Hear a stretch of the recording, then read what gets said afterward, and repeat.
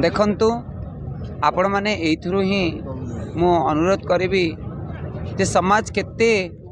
तल को खसी जाइछि आ समाज रो मानसिकता केते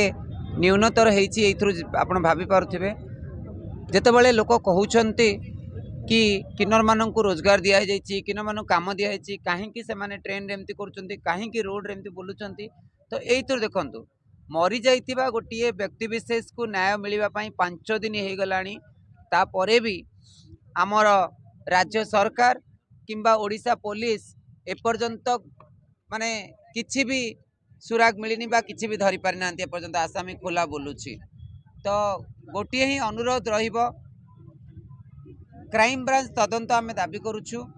जदि क्राइम ब्रांच माने डिक्लेयर न करती ताले आमे खूब शीघ्र आमर राज्य विभिन्न जिलार संगठन सहित आलोचना करिबु एवं आमे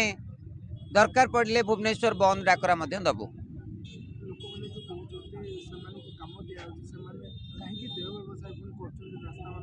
शुणु देह व्यवसाय आईन हिसाब रे मान्यवर सुप्रीम कोर्ट देइचंती जे देह व्यवसाय गोटे कार्य एवं देह व्यवसाय को आजिकाली देह व्यवसाय नुहे देह व्यवसाय पाइका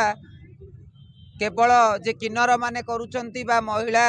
करूचंती ता नुहे देह व्यवसाय बहुत लोक करूचंती देह व्यवसाय बहुत पुराना व्यवसाय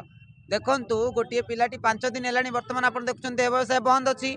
तो देह व्यवसाय बंद हवा फल कौन है बलांगीर आप कौन देखिले गोटे नाबालिका को केमिति गण दुष्कर्म करागला आपड़ देखी देह व्यवसाय बंद अच्छी राजधानी से ही पिपिली अंचल गोटे पुओ को 2 जन पुओ पिला रेप करिसंती आउ कौन हो पार देह व्यवसाय जब बंद करेंगे ताले एटी समाज एते कलुषित हो जाइए कि कौन सी मते नारी सुरक्षा हो पार ना तो देह व्यवसाय जो माने करुचंती सेमानंक पई गोटे रेड लाइट एरिया करा जाऊ सेमानंकु घर जोगई दिया जाऊ सेमाने तांकर घरे रही तांकर देह व्यवसाय करंतु ता मध्य हमर संगठन तरफ डिमांड रहिबो। आमे देखंतु राजरास्ता रे जे पर्यंत अंजलि को न्याय न मिली से पर्यंत आमे राजरास्ता रे थिबु